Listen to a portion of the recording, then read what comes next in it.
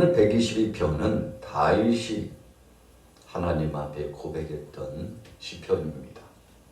우리가 잘 아는 대로 다윗은 하나님의 성전 지키를 마음속에 소원했습니다.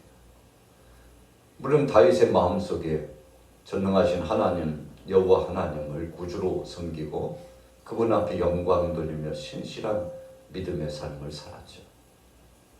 그는 하나님 앞에 예배하기를 즐겨했습니다. 찬송하기를 즐겨했습니다. 하나님 앞에 최고의 것을 올려드리기를 늘 소원했던 사람입니다. 그러나 그의 마음속에 하나님의 전을 건축해야 되겠다는 불타는 열정과 그 심정이 자리 잡았습니다. 얼마나 소원했을까요? 그가 성전 건축을 소원했습니다. 그러나 소원은 있었지만 그 뜻을 이루게 하시는 분은 하나님이시기 때문에 결국 하나님께서 다윗에게 성전 짓는 것을 허락지 않으셨습니다. 너 말고 너의 후대에 네 아들의 때에 성전을 건축하도록 할 것이다. 그래서 우리는 천하 범사가 때가 있고 기한이 있고 하나님의 정하신 바가 있습니다.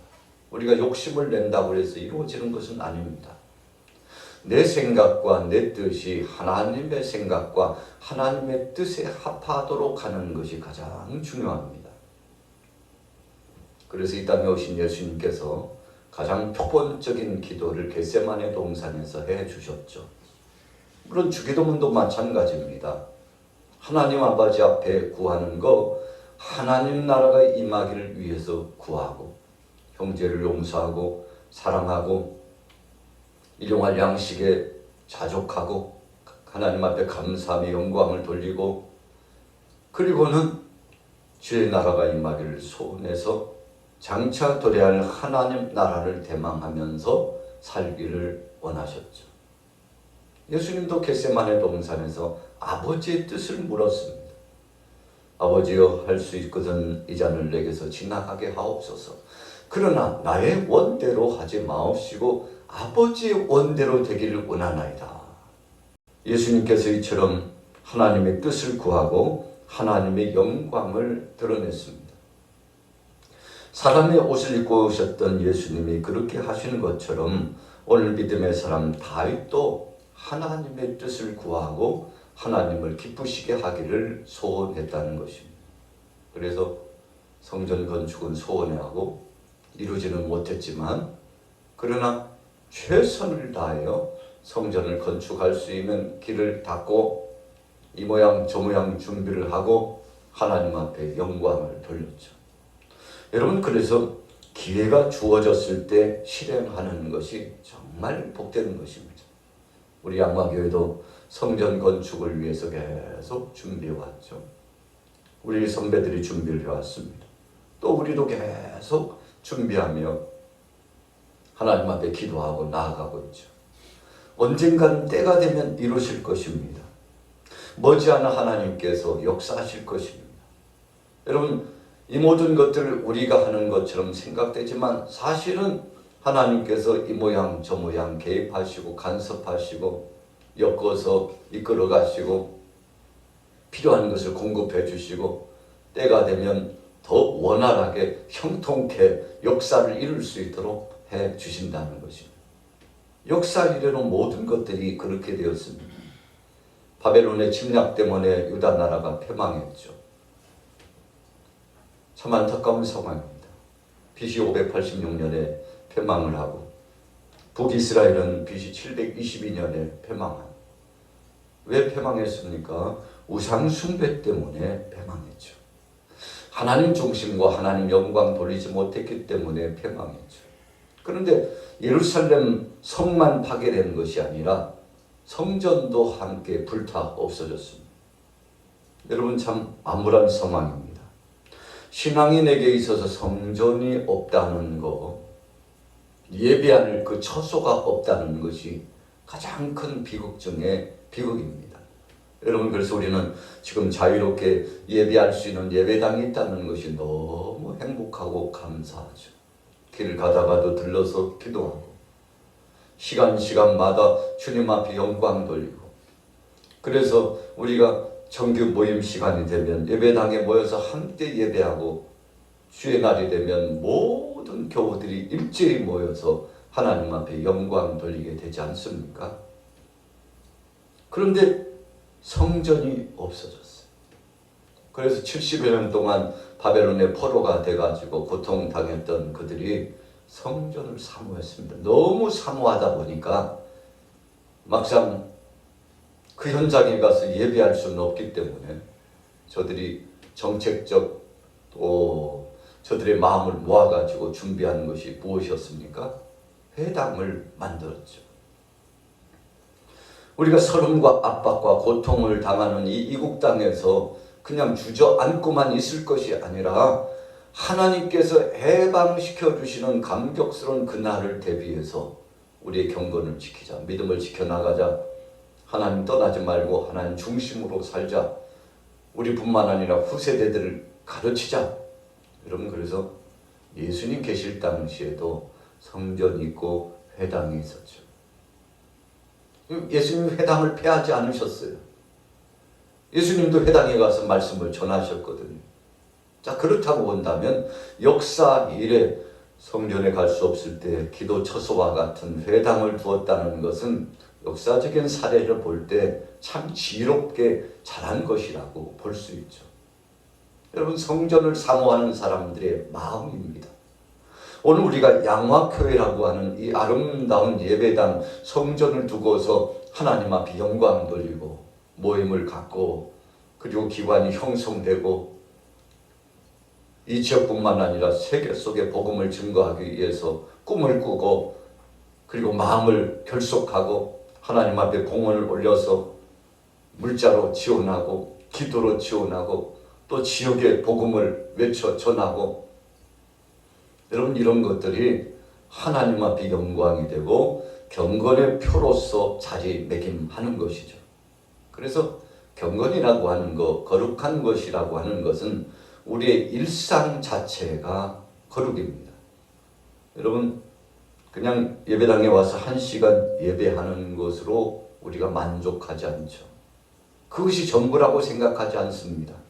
한 주 동안 매일처럼 우리의 일상생활 가운데 집에서도 또 길가에 갈 때도 산책하는 코스에서도 또 산에 오를 때에도 시장에 갔을 때도 마트에 갔을 때도 이리저리 우리의 생업의 현장에서도 주님을 마음속에 모시고 나는 양화교회 사랑하는 교우에 속했다. 하나님의 자녀다. 하나님의 군사다. 어제 주제의 말씀처럼 그리스도의 군사로서 믿음의 사람으로서 나가서 하나님 나라를 확장하고 하나님을 기쁘시게 하는 믿음의 사람들이 되기를 소원했지 않습니까?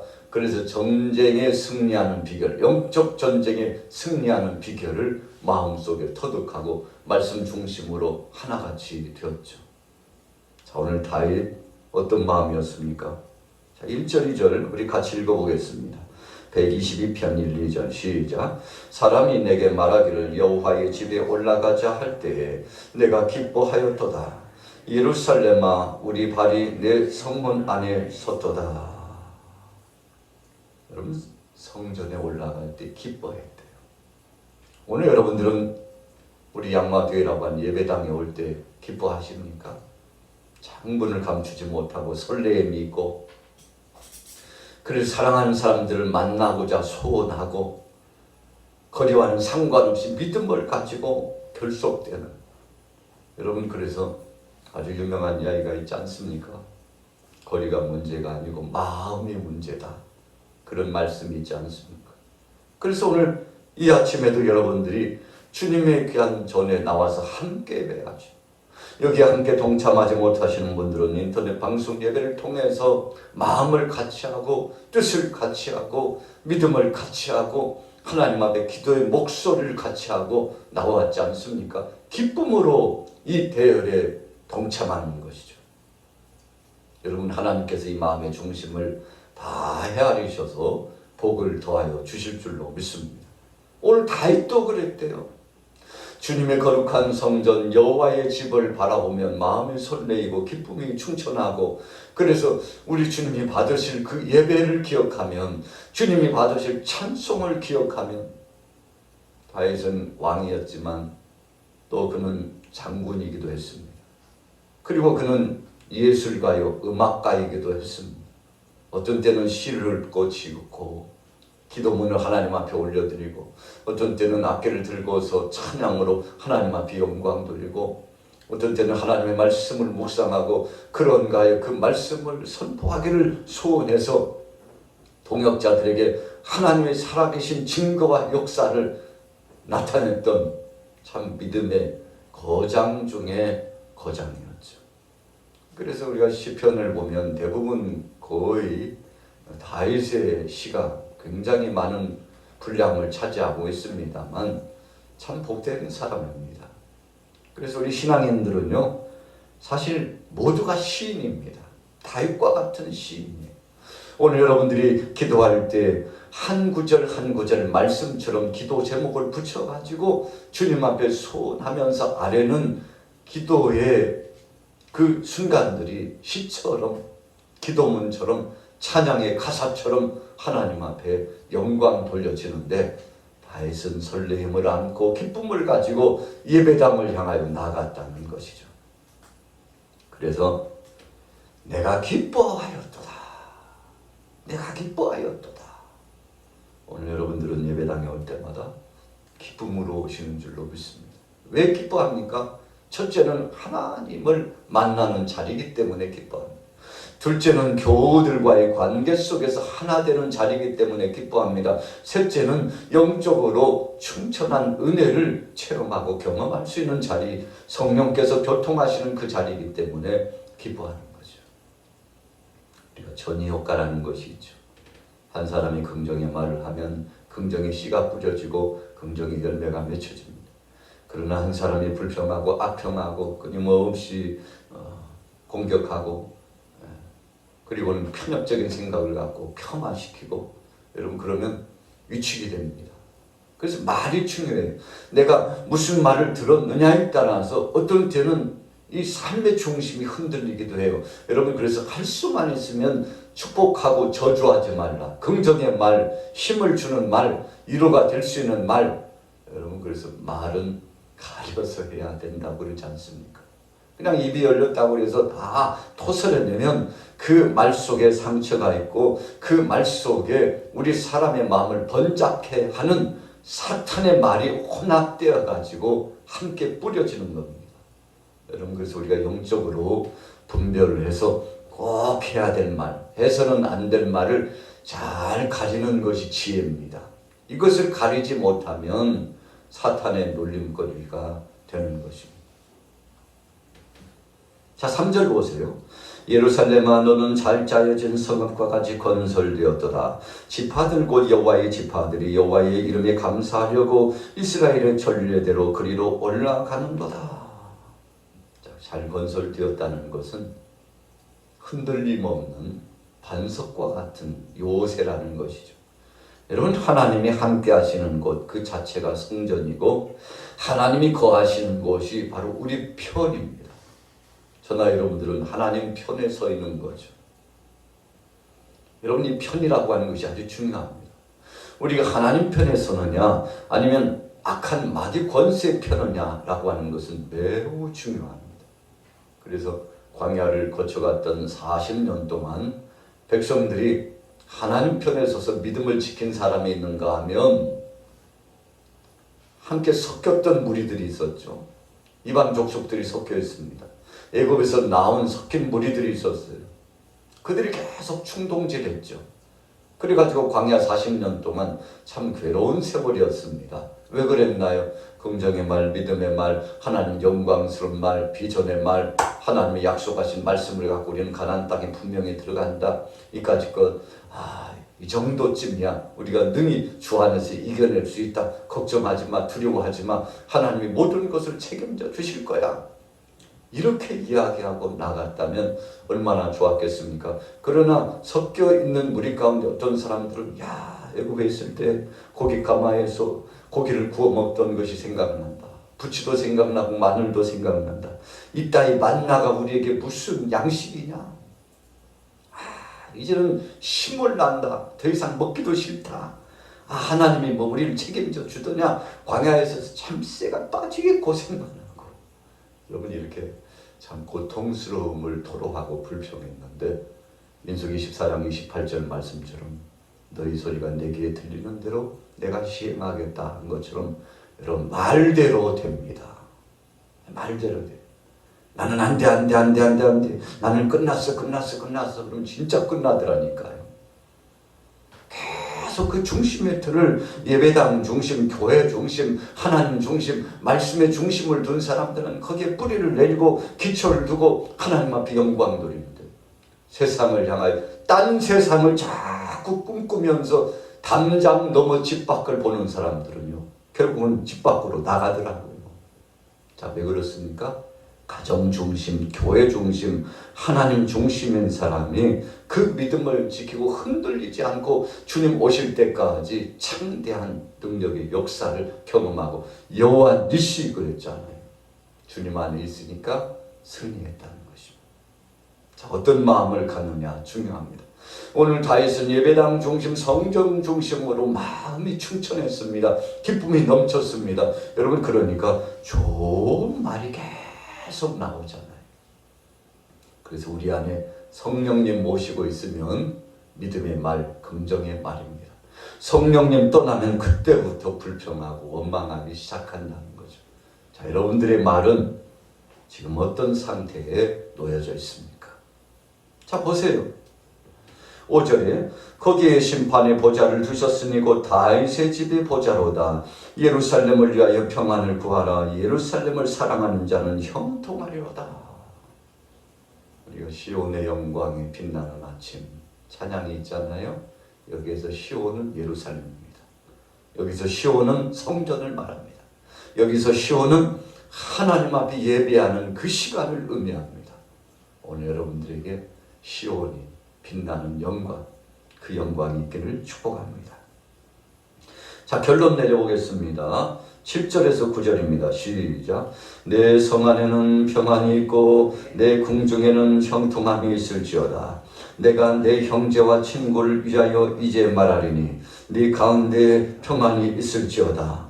여호와 우리 하나님의 집을 세워 집을 위하여 내가 너를 위하여 복을 구하리로다. 평안을 말합니다. 형통을 말합니다. 그리고 친구를 위해서 말합니다.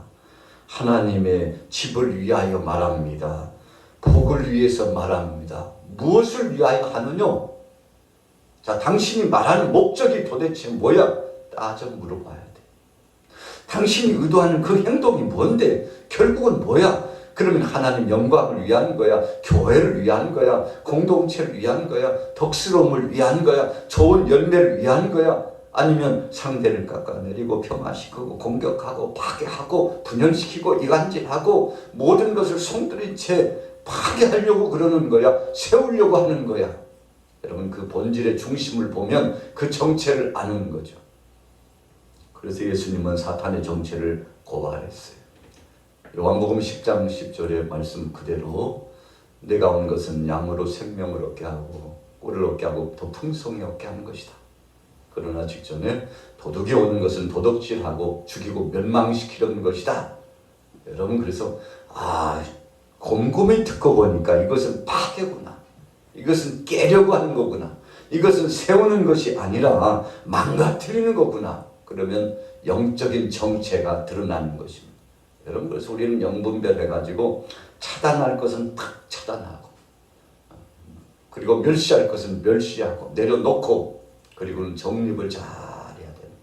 뭐 이것저것 저것 이거 주워 담기 시작하면요 그것이 우리를 해하는 것입니다. 자 보세요. 평안을 원하고 형통을 원하고 그리고는 사랑하는 친구와 동역자를 위하고 여호와의 집을 위하고 그리고는 우리 자신들을 위하고 서로를 위해서 나가니까 위하여 참 복된 것입니다.